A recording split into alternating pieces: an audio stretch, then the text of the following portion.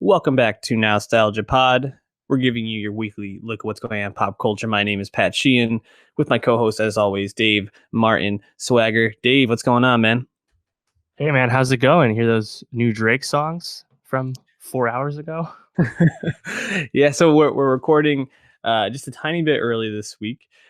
We wanted to talk about these Drake songs as soon as we can. But before we jump right into that and a bunch of other music, some TV and movies today, hit that subscribe button on YouTube. Go to soundcloud.com/nostalgiapod and find all the ways to follow the podcast there. And of course, a 5-star rating and review on iTunes is much appreciated. Before we jump into the Drake songs, Dave, sometimes you use this platform to talk about the NBA. Give me some quick thoughts about this finals. Neutered Warriors team loses. I don't know. It's tough to be too surprised when you have a Raptors team that has 5 guys that can do stuff on the floor at all times. So it's I actually really like this final just because it's a nice change of pace to see the bad guys lose. And even if that requires 2 of their 4 best players to get injured, we'll take it because they've been winning with asterisks too. Let's not forget that the only Curry rings are with Kevin Durant as a teammate or when LeBron had to play without Kyrie and Kevin Love. So goes around, comes around, I suppose, as Kuzma said on Twitter and got a lot of shit for. What do you think this says about Kawhi? He's a beast. Yeah. We knew that. It's crazy that he took a year off and then came back and did this. Where do you think he goes now? Clippers. Yeah? I still think he goes to the Clippers, but yeah, given that he's an 8-year vet now, there is financial incentive to get up to 10-year vet, which is what Durant is just hitting, and thus get the full 35% max. So if he did a short-term deal in Toronto, I wouldn't be surprised now. You have 1 more year of Gasol, Lowry, and Ibaka and Van Vliet. So you can kind of just run it back and then look at that cap space and stay in Toronto if you want, or leave after that when you now can get as paid the full maximum potential we currently have for NBA players. So that wouldn't surprise me either. You know, Pascal is cheap for 2 more years. So it's a tough situation to run from. But I would not be shocked if he went west where he owns homes already. Yeah. What is he, top 5 NBA right now? Oh, it has to be. Top 3, maybe? Top 3? Depends. I mean, it's such a deep top tier, you know? Yeah. Well, especially with KD out for the next season for sure. I mean, that top 3 might be shifting. Giannis is in there, Harden, Kawhi? Yeah, oh, sure. You can talk yourself anyone. Curry, LeBron. Curry's Harden, not top 3. Durant. Yeah, that's the top group in some order, I would say. And LeBron in there still? Dog. I mean, he's top 3 winemakers in the NBA at this point. I mean, he casually got 27, 6 and 6 last year with playing with a bunch of kids and bum vets. So I'm actually very curious to see how LeBron plays after his first summer layoff in 10 years. You know, this could be like PEDs for him, just extra rest. Well, he'll have Anthony Davis, so you won't really be able to do it, to judge him without it's good to be old. Like you have been. Yes. Anyways, going back to what this podcast is really about, the culture. The reason Drake dropped these songs, the Best in the World pack, was because his Toronto Raptors won the NBA Finals. And people were expecting maybe an album drop. You know, there was a lot of people on Twitter posting some very funny GIFs and memes talking about Drake getting the OVO writers into the boot camp. Yeah. But we did get 2 songs. These seem like songs that were already finished and he was just kind of holding on to in some respect, and good excuse to drop them. Omerta and Money in the Grave. What do you think of these songs? Yeah, it's funny because, as you said, these are definitely just in the can already. Notice that the only basketball reference on either of these songs is to LeBron buying lots of property in Brentwood. No reference to Kawhi or Red Van Vliet, which would be much more timely references to the guys actually on his team, which is just funny. But what do you expect? Yeah, this reminds me a lot of about year and a few months ago last year when he dropped the Scary Hours EP, which was God's Plan, Diplomatic Immunity. Obviously, God's Plan, big single that he then put on Scorpion.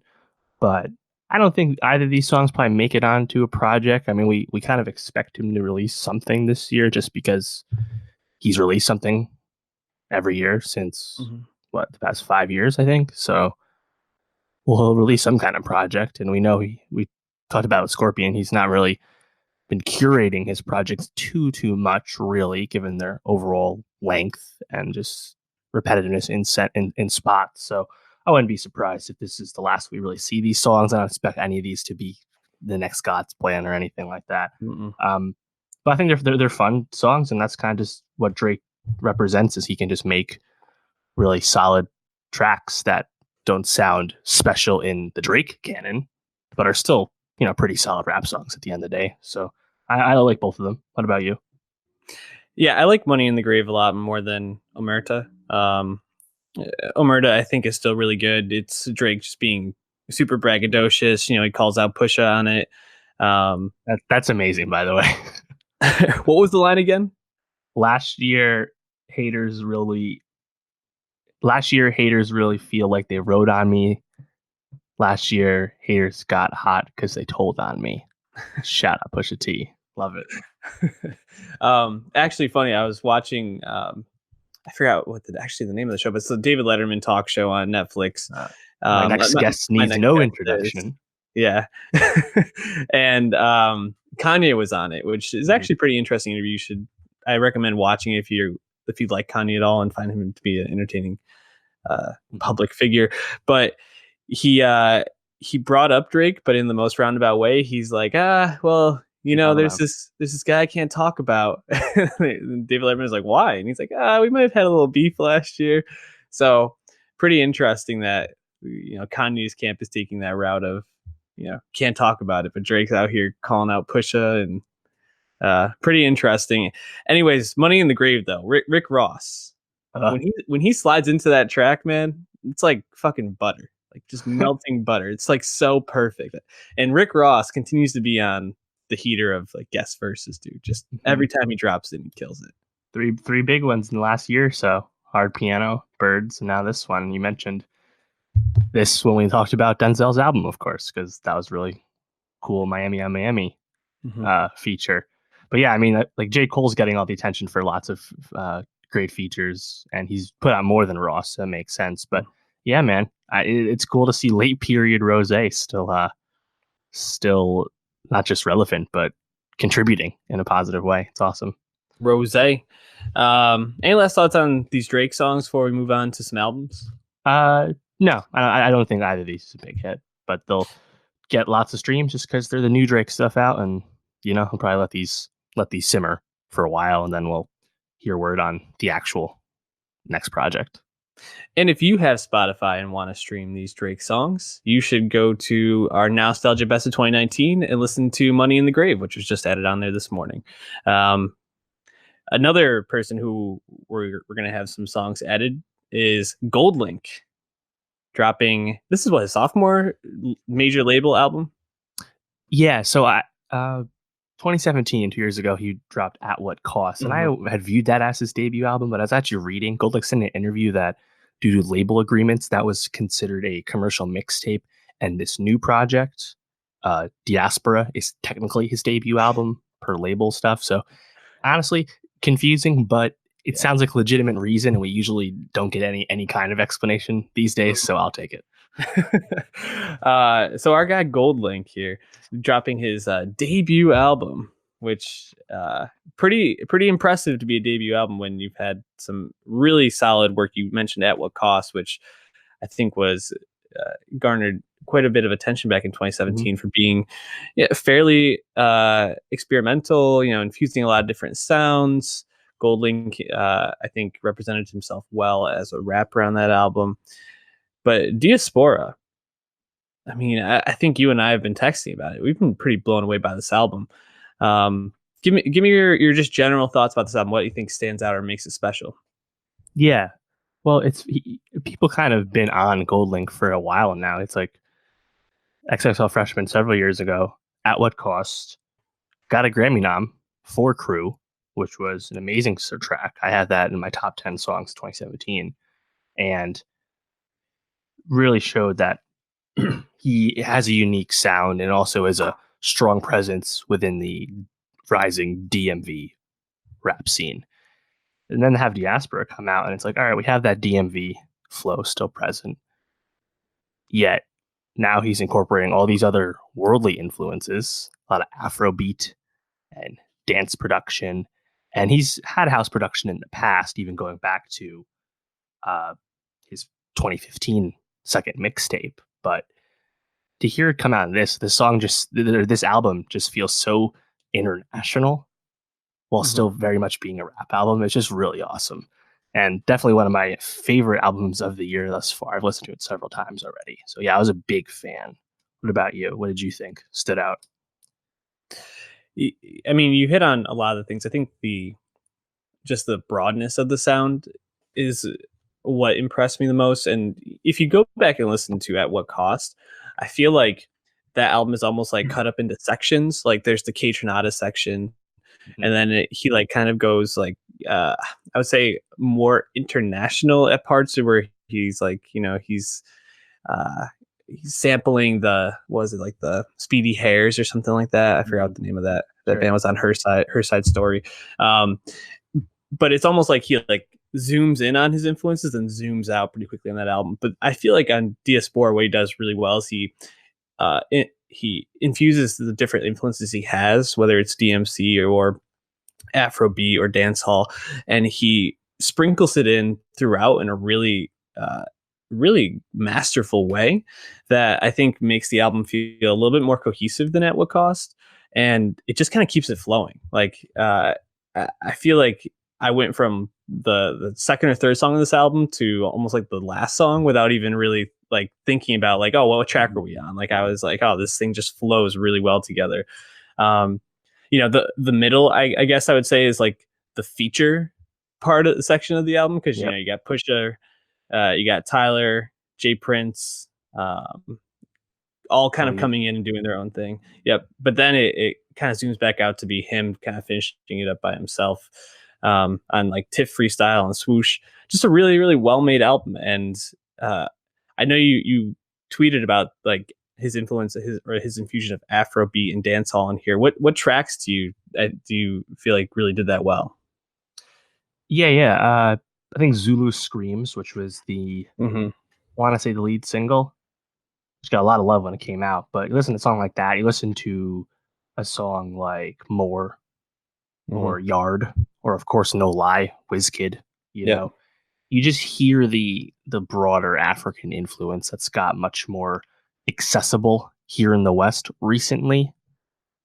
I think that's really cool because this feels like it's done in a genuine way, and also doesn't feel like it came out of nowhere. It doesn't sound like GoldLink is jumping on any trends or anything, or just riding anything hot. It really does feel genuine because we've heard bits of it in the past, and I think this kind of style and incorporating it while still making it rap music stands out a lot. Like, because like the dancehall influence we've talked about before with Drake and other people, and like that comes, but usually that doesn't really translate into actual hip hop.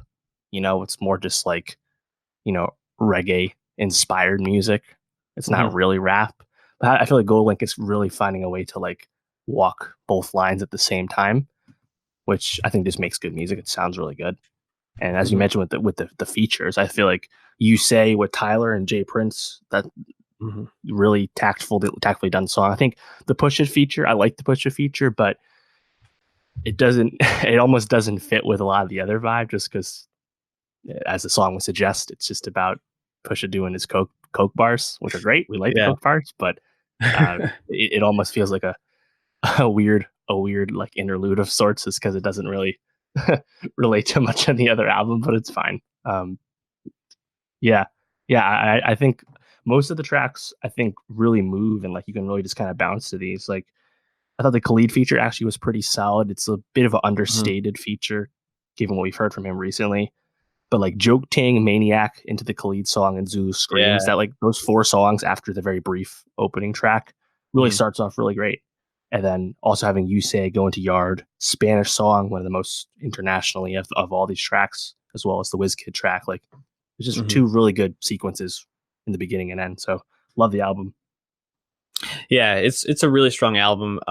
Joke Ting, Spanish song are two of the songs that stood out most to me. You already mentioned You Say with Tyler and Jay Prince quite a bit, but that song's absolutely fire. Um, it it's weird because GoldLink, I feel like, At What Cost was well regarded, but I feel like he doesn't. Unlike other rappers, I don't see him like jumping onto tracks a lot. I don't see him doing guest features a lot. He Really, seems a bit more like I don't know, like a creative in a sense. Like he's more focused on like what he's making rather than just kind of like playing the game and being part of that like constant grind, so to speak. Do you have any idea or any thought of like where he might go next? Because it seems like he's trying to infuse more and more into his sound. Yeah, I was just thinking. I think the only time I really referenced any of his music before was he was on the K Tronada album. He was on Mm-hmm. Denzel's Taboo last year. Stuff we talked about, stuff we listened to. But other than that, like most of his features are like kind of out of the hip hop space. Like he was on the Diplo EP recently. He's on almost like kind of weird crossover songs because he's proven himself as a guy who can be on bouncy, electronic, Yeah. non-traditional rap production, right?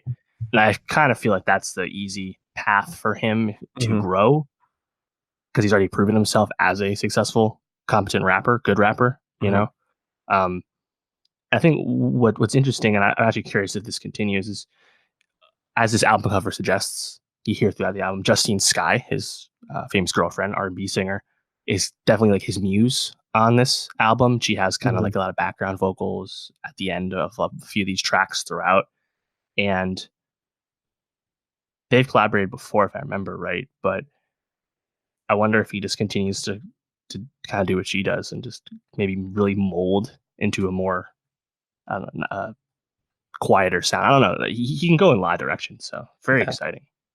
Give me the Gold Link K Tronada full album. That's There all you I go. want. I would be very pleased with that. Jumping to another album, another uh, rapper, Octavian, Endorphins. Uh, you texted me saying you're really excited to talk about this album. I feel like you have a lot of thoughts. I'll let you take the ball and kind of lead the way here. Yeah, so we've name dropped Octavian a few times recently with our Skepta review. Check that out. YouTube.com/nostalgiapod. UK rapper, singer, all that. Londoner. Mm-hmm. We've heard that before, right? We know what to expect with that. Or at least that's what you assume that. Just talking about Skepta. Of course, he's kind of the landmark textbook modern grime rapper. Thing with Octavian though, and this was pretty prevalent as soon as he got famous within the last like year and a half or so, is that he's more than a grime rapper. He's almost like post grime, you Mm-hmm. know? And it's really interesting. I just his sound to me is just really exciting because he has so many clear influences from all over the place, which is quite unique for most modern UK uh, people in the hip hop space. Mm-hmm. And I think the Drake comps that came up early after Drake gave him a cosign, shouting out his single for his debut single Party Here, uh, those make a lot of sense. You hear that on this mixtape as well. He is someone who does not mind crooning and making more R&B inspired hip hop, very Drake like. But he also still feels very UK, very London, in terms of there is still presence of grime at parts on this, but there's also other UK sounds. Like he also has a bit of like UK drill, just like stereotypical UK trap, kind of like more of Mm-hmm. a gigs, which I mean, you kind of hear that. I mean, I like Octavian a lot. I don't know if I need to hear him making songs with Smoke Perp personally, but it does make sense that he would dip into that, I suppose. Songs like Bet, songs like Lit with Ferg. These are just clear, you know, Mm-hmm.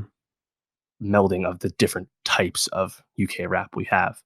And I really like Spaceman, his debut mixtape from last fall. I don't think we ended up reviewing it, but I really liked that because, again, it was just truly like a more of a proof of concept of Octavian has all these different influences, and he's already acting on almost all of them in pretty exciting ways. Now, I don't think Endorphins is as strong a tape as Spaceman for sure, but I'm happy to hear it so soon after Spaceman. Mhm. And I still think there's a lot to take away from this. Songs like in the beginning, like Molly Go Down, remind me a lot of Drake, but again, still felt UK to me. And even having more of an inspired feature like Theophilus London on Feel It, he just feels like a Western UK artist who's still UK, and it's just cool to me. Song like World, we just talked about Uh-huh. international sounds with GoldLink, remind me a lot of the same on that.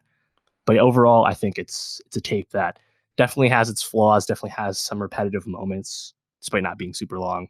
Yeah. But again, it's just more confirmation of the talent Octavian has. I'm just looking forward to hearing the next project that I assume will be better. Yeah, I think I definitely agree that he has a lot of Western influence in his songs. One of the notes I had was at the end of Walking Alone, the way he's using autotune. Mhm. It reminded me a lot of like 808's Kanye in a sense, Sure. or even a little bit of like My Beautiful Dark Twisted Fantasy Kanye in a sense. And I agree. I also thought Molly Go Down sounded a lot like a Drake song. I think it's great that he's infusing these artists who are obviously influential on him in some sense. But I agree with your assessment that this became kind of repetitive at points. I felt kind of bored during some songs because of that repetitiveness. And it's I think he's kind of trying to hone into like what is it that his style really is, because when you have so many influences infused, we just talked about GoldLink. I wouldn't say that he is like genreless, but he infuses so many sounds around a central concept. And Octavian, in a way, almost feels like he's not grime, but he's not quite Western. And he's still trying to find like what is the exact lane I'm in, and that I can then like pull these influences in to like make a more cohesive sound off of. So I give him a lot of credit. I think he's pretty ambitious from the different sounds that are on here. I just think he's probably trying to find a little bit more of like what does it mean to be Octavian? This is like my Mhm. therapeutic side come out. What does it mean to be you, Dave? Um, you mentioned a couple of songs that stood out to you. Bet was probably the one I liked the most. I felt like Skepta, Michael Phantom, and Yeah. Octavian all interplay so well on that. It's they should be a group, dude. Like they were fucking awesome. Get down on your knees. Anytime Skepta says anything, it's awesome. he's he's got a great, just like deep, like London accent that just Yeah. sounds so great. Any other songs that you like or that stood out? I think I'm Uh, probably gonna throw Bet on the playlist. yeah, I think that's most of them. Reading more about his story, there's a good Pitchfork piece when Spaceman came out last year, and shout out Virgil Abloh from Off White. He did both these album covers or mixtape covers, so Mhm. nice look for him. But Octavian, he signed to Black Butter, which is a Sony imprint, and he was basically homeless until he signed, and they got him a flat to live in. So Octavian hasn't really been a like truly like professional in the system artist for that long at all. And I think Mhm. Party Here only came out in 2017, and it was a song he just kind of made with his crew, the Ezzy gang, when they were just trying to make songs and all kind of just grinding and struggling. So he still, I think, is getting that foundation down or getting comfortable with that foundation, which you can see like getting a Smoke Perp feature takes a little Right. more uh, uh, professionalism than Mhm. just being kind of a no-name guy who has a viral hit. So, and it's the same thing for Ferg feature. So again, just I'm really just excited to hear more from him because I think he just turned 23, and again, just really doing this in earnest for 2 years or so. It's just exciting to see the future. Absolutely. Someone else I think we're both excited for in his return is Jai Paul. He just released two new tracks last week, but he also released, he titled it Leak 0413 Bait Ones, which Hey, was a what? working title for an album he was working on before, like the title of the album might suggest. His tracks were leaked and then circulated pretty broadly. Um, and this led to a lot of different issues for him. He's a UK guy, Indian descent, and he talks in a couple interviews about how this led to a lot of different mental health issues for himself, that he kind of moved away from music during this time because he just felt like something had been taken from him, which it absolutely had. That these tracks he was working so hard on were then like out of his control, were being circulated and spread around before they were even finished. Bandcamp. Yeah. I mean, it's kind of crazy like that. We're gonna I guess I'll spoil my review. I really liked this album, and a lot of the tracks on this I found incredibly interesting and awesome to listen to. But I can't even imagine that feeling of like working so hard for something like this, and like crafting this and trying to make this thing that feels so, I don't know, personal, and trying to perfect it, and then just having it thrown out there without like taking out your control. It must have been awful. Yeah, and I think when he put this out legitimately on streaming, I think a few samples are removed from the old leaks just to clear it for everything. But when he put this out and he left, his really first public comment in years, and I didn't even think of this, but he put this out on the same sequencing that the leak was in. So he didn't even get to decide the sequence. The sequence is already determined because this is the sequence everyone was used to that had heard his music when it leaked. Mm-hmm. And it's really an interesting story about like, the relationship between an artist and their art, and I guess the media's relationship to a lesser extent as well. I mean, when that leaked in 2013, it made Pitchfork and Guardian's top album lists of the year. It wasn't an official release or even sanctioned by the artist. Yet lots of places still covered it. So very interesting story. And, if you dig back, I mean, I won't lie, I was not up on J. Paul at the time, but like he's like a MySpace discovery, product of the blog era, truly. And being just this experimental pop, we'll get into actual music, but just fascinating story. And hearing now that he's been working with his brother, and they have been signing some unknown artists and putting out music, and definitely coming out to a slow trickle at the Paul Institute, I think they're calling it. But definitely someone you hope you'll hear more of, because I mean, I think he's just 30 years old now, and quite the enigma, and still also a hype creator for a guy who most people only ever heard demo quality music from him. So I guess it's you can take it either way. Is he overrated because of the lack of output? Is he like a Jay Electronica, or is he actually truly this landmark figure that made at least at one point like truly important music? It's fascinating stuff. And I also really liked the project as well.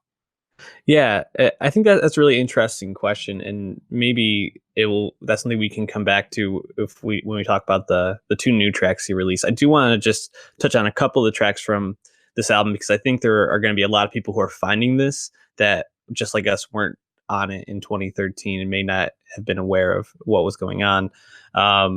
Anything that really stands out to you in terms of the tracks here, or that you really, really like?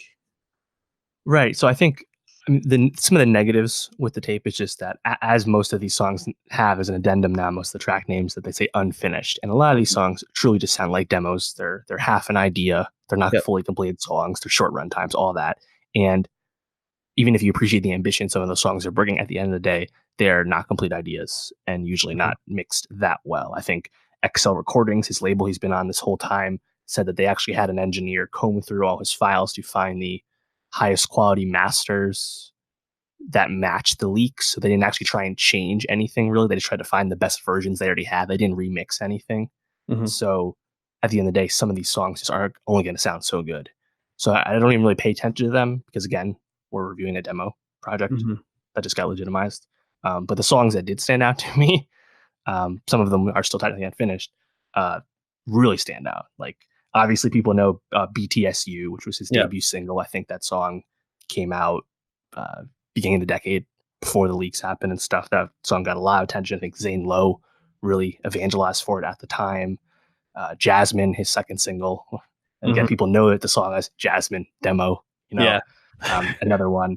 But I really liked Zion Wolf Theme, Genevieve, Crush, which of course is a cover of sorts. Yeah. Even 100,000. Like, I like a lot of these tracks, but I know you're a big fan of track 2, right? Yeah, Straight Out of Mumbai, which is one of the only songs on here that doesn't have unfinished or demo or instrumental on it. So this feels like an idea that he actually really was able to kind of hone in and perfect before it was leaked in a way. And I think this song is just absolutely infectious, and the way that it blends in, um, obviously Indian music influence with a little bit more like poppy techno sound. There's this part near the end where it brings in an Indian singer vocal sample, and I think it is just like it pushes it to another level in terms of how good the song is, because it's really good until you hit that point, and then you're like, wow, this is seriously like pulling in influence that you don't hear in most popular music in the United States and even in the UK. So I thought that was just brilliant. Probably my second favorite track on this, which is really funny to say because it's literally only 30 seconds, and I think the beat is only in for like maybe 15. Is Raw Beat or Raw Beat? Sorry, I was reading that wrong. That just the vocal or the spoken word at the beginning, and then the way that the beat drops in, I want him to finish that song so badly. I don't want the Disclosure remix of it, which I know we'll probably get at some point, but I really think that song's great. You mentioned 100,000, which was fantastic. Chicks also I thought was great. And there's a lot of potential here. And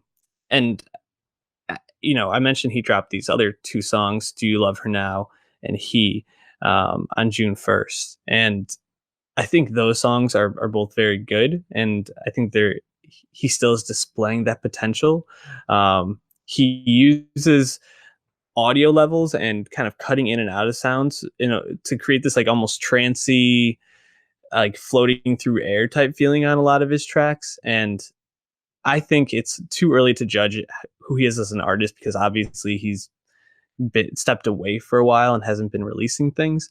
But I think if Bait Ones and these two new songs are an indication, I think he's going to be an incredibly influential producer, recorder in the next, I don't know, decade probably.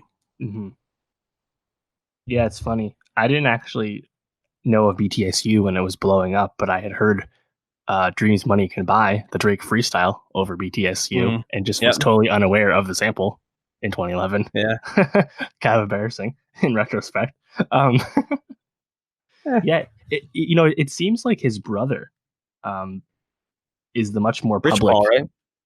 Yeah, Rich Paul. He also represents some basketball players. He seems like the much more public facing figure of the two. But we also know of him working with more people. Like it's funny, like, I think it was 2 years ago, J. Paul, his brother, were photographed with Miguel in the studio for Miguel's 2017 album. And I think J. Paul's brother was the one who's really doing most of the work. But again, that's like, because there's the cult of personality around him, it's like, oh, look, there he is. Are we going to get new music, Yeah. And now we have, like, I think last year, like the Paul Institute, like there's photos of them with hard hats on because they bought this, property for their incubator of sorts. And it's just really fascinating, the combination of the wildly experimental, influential, ambient dance pop music. It's very hard to genre classify, I guess, but combine that with the influence of him and his brother AK. It's fascinating stuff. And the new songs that he released, like an official double single, Do You Love Her Now and He, I didn't like those quite as much as some of the truly wild shit off the demo tape, but I'll take anything at this point. Yeah, I would suspect there's probably an album coming at some point. So I'm gonna have my eyes out for that, my ears out for that. Jai Paul will have a couple, at least one of his tracks on our best of playlist. So again, Nowstalgia Best of 2019 on Spotify. Follow that. Let's talk some TV real quick. Easy Season 3 dropped on Netflix a couple weeks ago. Joe Swanberg's show about relationships and how they don't seem so easy, Dave. I Oh, think that's hello. the ironic title. Uh, it it was kind of nice to be back. I think that that's my overall sense of this is that easy when it first came out. We talked about the first season. You can check that out on YouTube. We were interested because it was telling these stories about relationships, whether they were long term relationships, first dates, quick Open hookups, relationships. yeah, open relationships. And it was kind of putting us in situations where we were seeing all these different people and kind of how love and different parts of their life were impacting them and the way that they interacted. And I think we liked that because you weren't following just one person. There was many different people. I mean, Orlando Bloom was in the first season, Oh yeah. which is still kind of wild that like Yeah, Orlando fuck Bloom that. was in that. Season 3 comes back, and I feel like the show is condensed a little bit. They kind of have like their what 4 or 5 people they're following in a sense, Yep. or I guess couples that they're following. Uh, but it almost is like comfortable. It's like, okay, I know these people. Like I do kind of want to see what's going on with them. They did have, I think, one-off episode about the guy selling the toys in Chicago that kept getting busted by the police. Yes. Number one Ben's also seller. strip club. Yes. But overall it's kind of still following what Andy and Kyle, Yep. Mark Maron's character, Jacob. I don't really remember all the other names, honestly, but Kiersey Clemens' character and her girlfriend, y- non-girlfriend, and then the yep. Dave Franco, Cash, Sazi crew. Yeah. I know that fourth guy in that group always gets the shaft because he's with those 3 like rising stars. But Yeah. how did you feel about season 3? Yeah, this is the first, again, three seasons, the final season at that. This is the first season that felt the most like a sequel. As you said, they condensed it. And I feel like this is the one where you kind of needed to have watched the previous iterations of these characters' stories to truly get all that payoff. Definitely. So not a problem for me, of course, or Hmm. you, but I don't know if that's how this show was originally kind of sold, you know? But I really liked how Kyle and Andy's story wrapped. I think that was one of just the most genuine, realistic ones they've done, and that was a longer episode as well. But that conversation at the bar at the end felt really earned, and Hmm. like the show always kind of shies away from taking the stories in like really pulpy directions. Hmm. So there's no blow up and like true like big fight or scene in at the bar. That's not where the show is ever going to go, and I feel like it just feels more real that way. Or having like Kiersey Clemens and I forget her girlfriend's name, but when like they break up and do all this thing or seeing other people, and then like they just kind of sit on the couch together at the end, you know, Yep.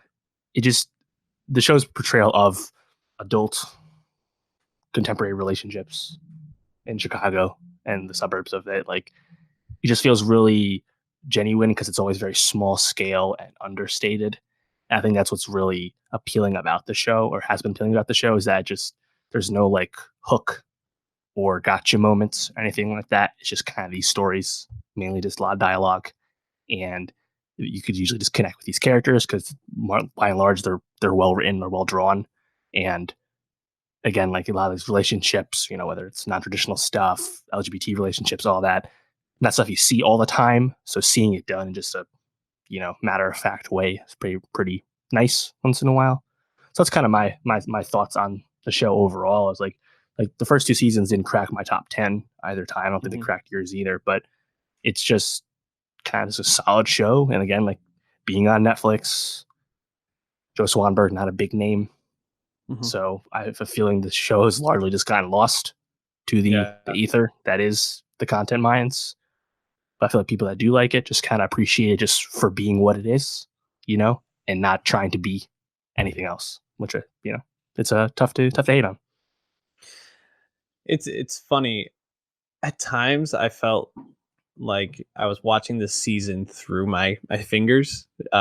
Yes. Because it was really uncomfortable, some of the conversations, and like being a fly on the wall for these things is like, I don't know if I want to be a fly on the wall for these things. But I do think, to kind of piggyback off one of your points, I do think they portray these relational situations in such a realistic way, and they really don't pull any punches. It's very I at least I think it's very realistic. Like even the second to last episode with Jake Johnson and his girlfriend who is in town for a night, and you're thinking, oh, they're gonna have like this hookup and they're gonna get back together, and they actually end up talking. And they're like, yeah, what are we doing? And even though I think they both wish it could work out, like they kind of get to that point where they're like, yeah, there's a reason this didn't work the first time. And I think seeing that kind of portrayal, though realism isn't always entertaining, I think they do it in a way where you're invested in these characters, you like almost all of them. There's really no like villains in this show, so to speak, which I think is really nice. It's just like a bunch of like gray area in terms of like, oh, this person did a crappy thing or this person did not such a great thing. So this did, you said the way Andy and Kyle's story wrapped up, this did in a way feel like they kind of put a bow on some things for this season. I'm almost curious if they're expecting this to be the last season of Easy. No, they already said it is the last one. Oh, they did? Okay, gotcha. Which I think is largely just. I think it's just largely Joe just probably doesn't want to continue it. He works pretty quick, does a lot of stuff, so he probably is ready to move on. I think then that wrapping it the way that they did with Franco and his brother. Yep. I'm trying to find his name here as we're talking, but I thought that was a really nice ending and kind of selling out.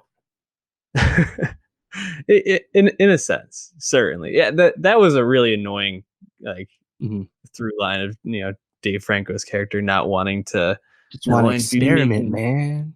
Yeah, I don't want to be making beer for the man. Just let me brew. This is my expression. Like I was just like, it's my art, bro.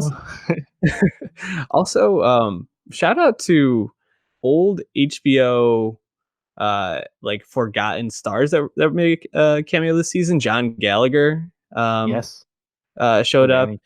Melanie Linsky, who was on Togetherness, showed up in the episode with Mark Maron. Just all these like people are popping. Was like, hey, that guy or that girl. Like it was nice to see these people that have moved on to different projects, not doing what we originally know them for. Yeah, Easy season 3. I think this will be the type of thing that people will find when they're feeling like they're running out of Netflix shows, which might never happen because Netflix is constantly putting out stuff. But those who do find it, I think will really appreciate what it is. So check it out if you haven't. Any last thoughts? Nope. I feel like the show just deserves more viewers than it's going to get. Do you feel that way about Men in Black as well? Kind of, actually, because we're recording this a little early. It's projected to only do about 30 million opening weekend. That'd be the first of the series to be under 50.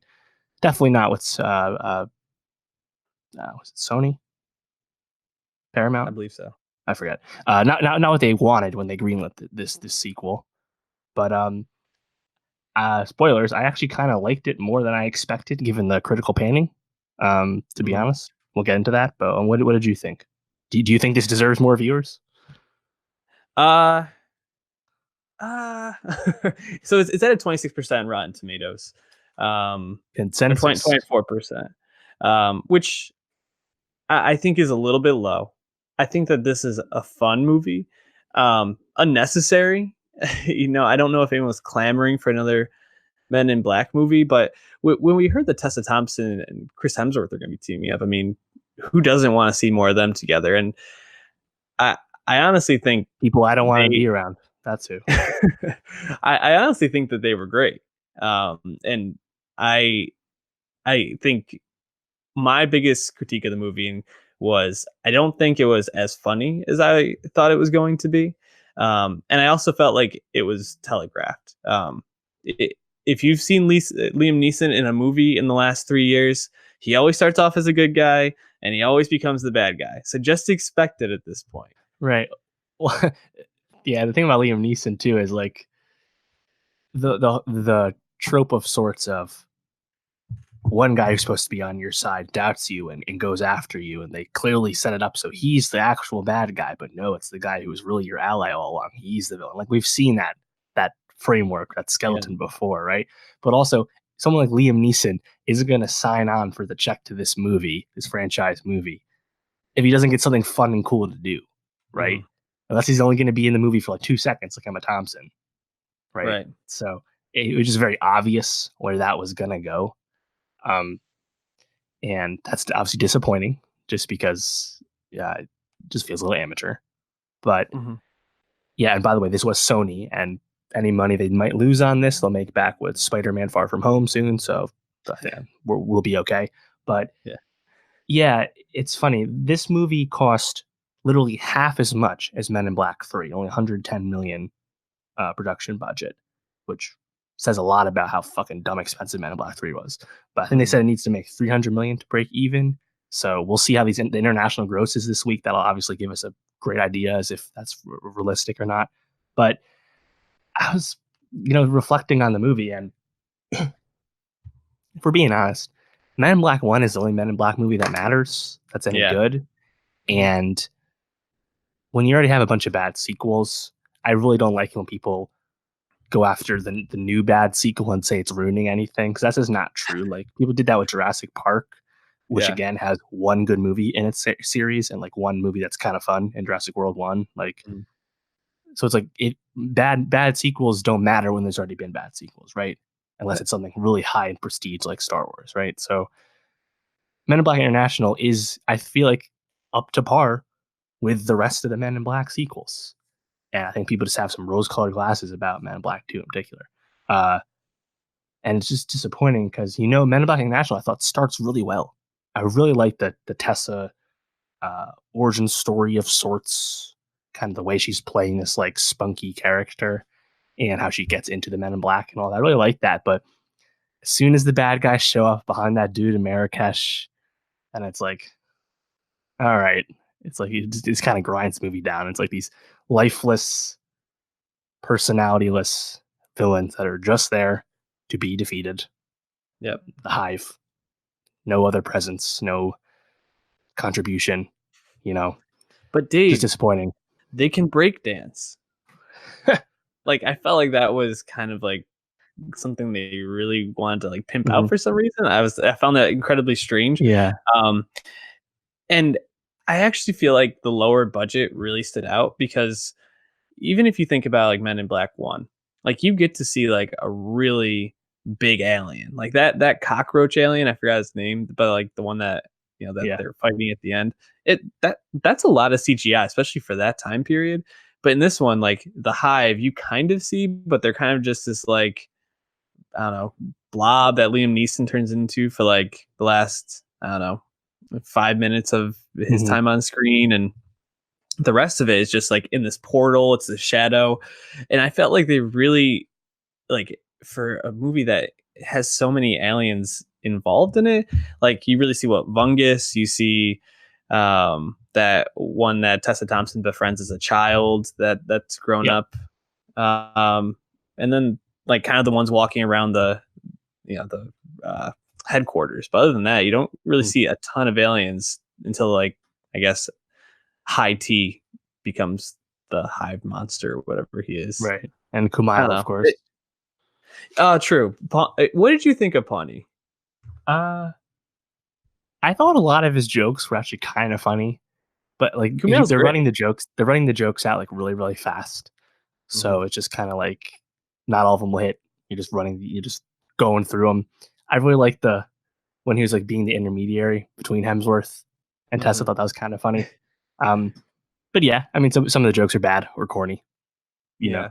And I think maybe his appearance as this kind of like cutesy guy probably rubs some people the wrong way or just feels unnecessary. But I mean, to the budget, I feel like if some of the set pieces or action moments were just a little cooler, I think that would really benefit the movie. People would be more forgiving of the textbook mediocre villain, But it's just kind of a story that just doesn't feel that large.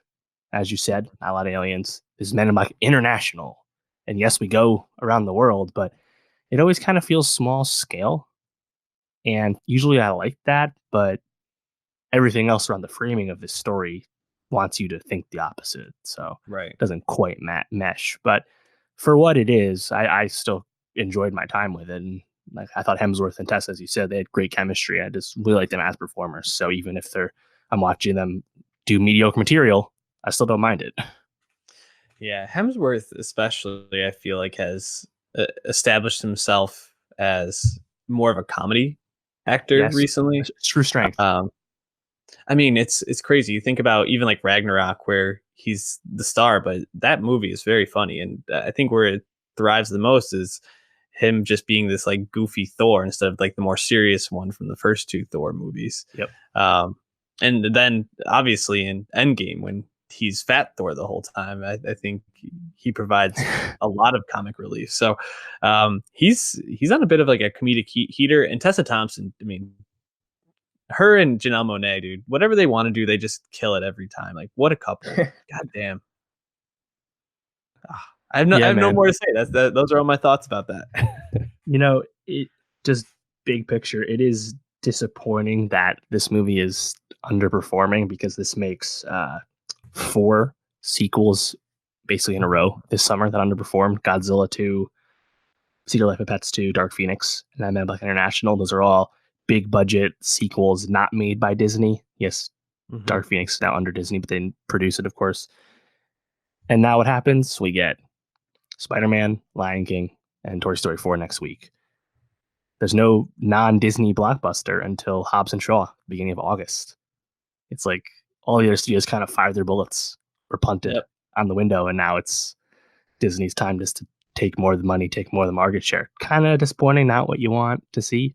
But at the end of the day, you got to make smarter choices, make the movie better, or make franchise adaptations that people actually want to see. As you said, unnecessary. I don't know how many people were excited to see more Men in Black with or without Will Smith. So 10 years ago, tired line, but 10 years ago, this movie is just a big budget sci-fi alien movie with Tessa and Hemsworth.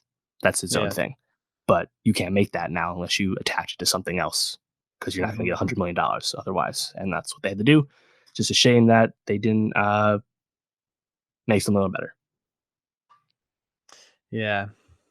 You mentioned Emma Thompson playing Agent O, and I feel like in a lot of ways she just got off set of Men in Black Offset. and changed clothes and went over to late night and worked with Nisha Ganatra and Mindy Kaling, who wrote and produced this, to make this delightful little movie about this late night talk show host. What was her name? Catherine Newberry.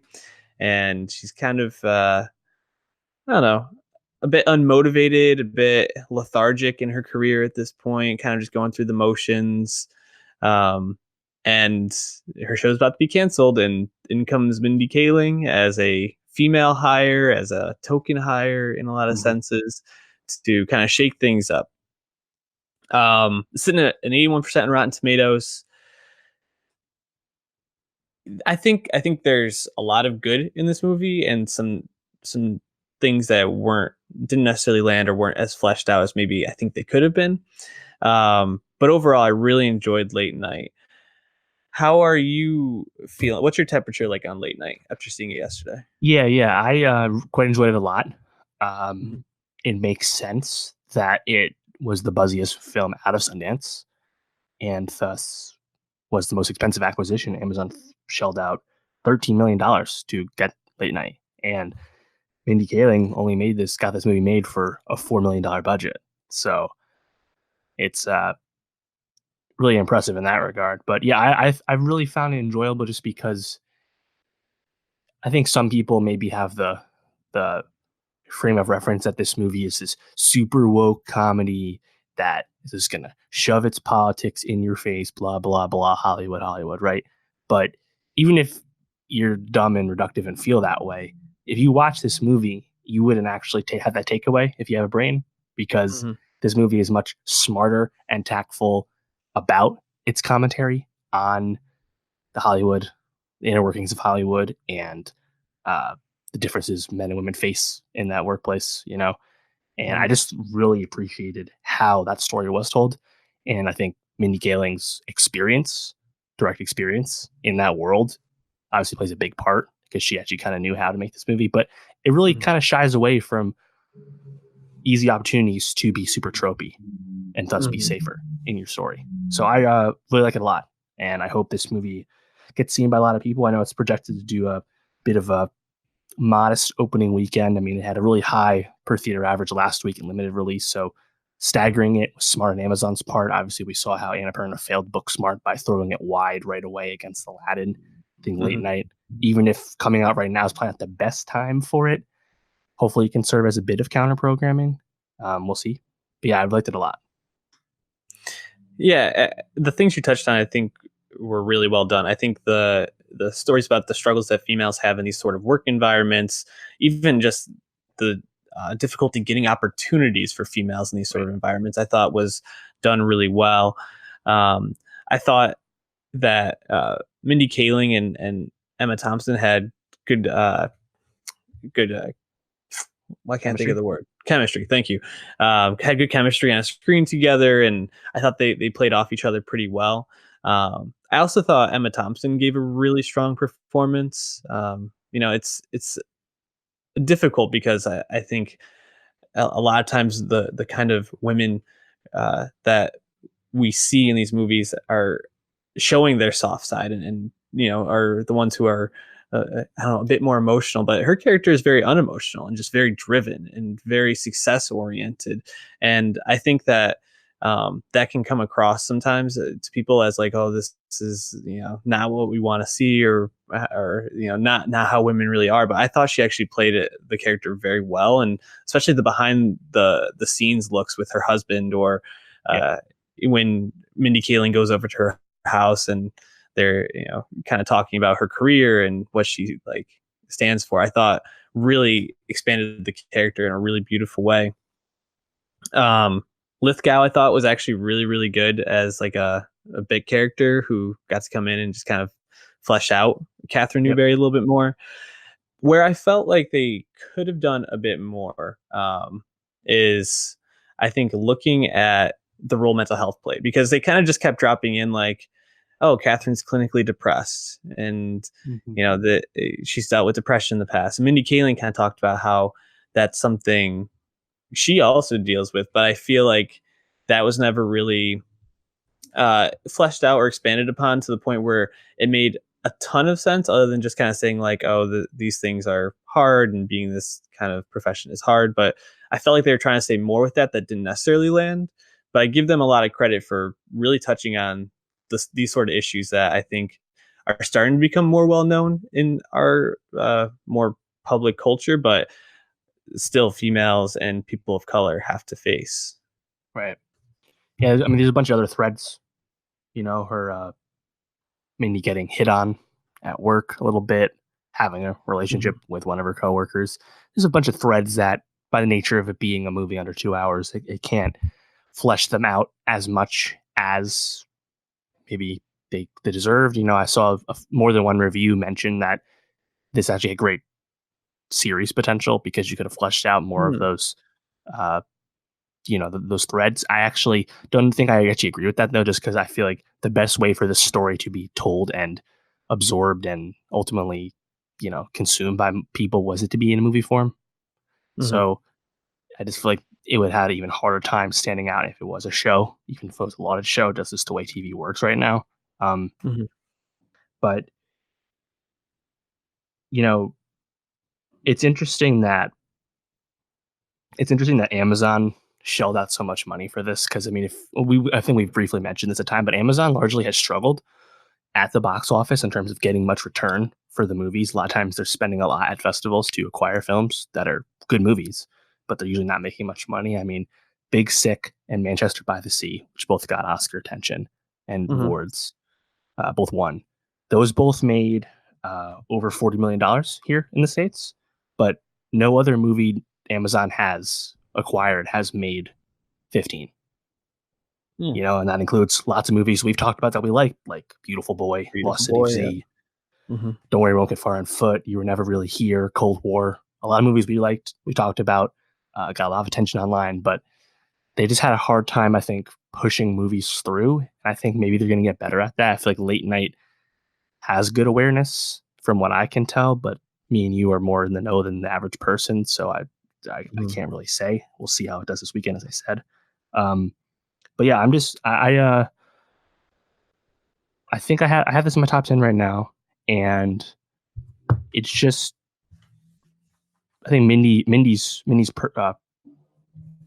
kind of shadow over the production and story of the film is what I think really stands out and really lasts, is that this was a movie she was able to get across that informs a lot of her worldview. And as we said, that's hard to do as women of color, despite the jokes they make about diversity hires and how it's easier for her because of the way she looks. Like, they reference all that in, I think, smart ways. But at the end of the day, this movie got made, and I hope it gets seen by a lot of people, because I think, as we said, it has a lot to chew on. And even if not everything is fully explored the way maybe you wanted to, I think that actually says a lot about how good the movie is, that it asks you to want more from this truly fictional world where there's a female network late night host. Yeah, it was a really complex movie in terms of it. It didn't just explain things with one simple explanation. It really pulled in a lot of different topics. I mean, even kind of like the third act plot driver being these leaked emails about her having this affair, or this one time affair with a writer on her show who was male, and kind of the power dynamics there. Just very complex issues, and also talking about why she made that decision in terms of her husband's illness. I thought that was just really well done. Shout out to Reed Scott, who, yeah, man, Dan from Veep. He basically got to play that same character for about half the movie, and then they let him kind of be a more gentle, like more realistic guy. And I thought that was really nice, because I was worried he was about to be basically typecast into the same like douchebag type of role. Right. So it's nice to see him get a little bit more to do. Also, Ike Barinholtz. I felt like this role was a little bit beneath him, almost, in a sense. We've seen him do some really good things with like blockers and whatnot, but he's actually a pretty thoughtful guy. So I'd like to see him get some more thoughtful roles moving forward. His actually presence is kind of interesting. I mean, this movie set in a modern time. They reference Seth Meyers leading it. They reference Colbert, stuff like that. It's just taking place right now. She's on CBS or something, right? And then we have Ike Barinholtz as this rising stand-up comic, but he's kind of like retrograde Dane Cook or something. Like, who is he supposed to be? He's supposed to be like Dane Cook, for sure. Yeah, but it's like right now, the only way you can actually be a comic like that is if you're super, super funny and smart with humor, like Anthony Jeselnik. Mm-hmm. But that's not who Tenet, Ike Barinholtz's character, was. He was just super retrograde and anti-PC. And I feel like even if the comedians that push back on the boundaries, like a Bill Burr or something, like, they're not that simple and lazy with their jokes. I don't know. I mean, that was the point, that it was overdone and that he was clearly not as talented as her and coming in. Like, I get it, but I feel like that was the one point where I was like, this is just kind of an unrealistic choice, I guess. But it's fine. Yeah, I agree. Also, shout out what's his name? John Lithgow? No, I'm sorry, Paul Walter Hauser from I, Tonya. He plays Mancuso, one of the writers. Just a funny dude, and he just got cast in something, so we'll see more of him. It's just nice to see him doing stuff. Anyways, we'll probably wrap up there. Go see Late Night, Men in Black International. Yeah, go see it if you have time, but mostly listen to GoldLink and Jai Paul. Get familiar. Octavian as well. Dave, what should we be listening to, watching for next week? Yeah, Euphoria is premiering on Sunday. A lot of controversy with the the 30 penises or whatever the line was. Mhm. We'll talk about that show soon on HBO, the It Zendaya makes show. 13 Reasons Why look like a kid's show. Yeah, God, the Jesus horror. Christ. Shout out HBO, the channel all the children watch, by the way. Such a stupid Right. take. Sesame Obviously, Street and then Euphoria. obviously, Toy Story 4 is the top of the Yeah. list. Pixar, very strong 100% in on the Rotten reviews. Tomatoes. Wild. Also, Legion, third and final season premiering on Monday, 2 Mondays from now, or a week from now. We'll talk about that.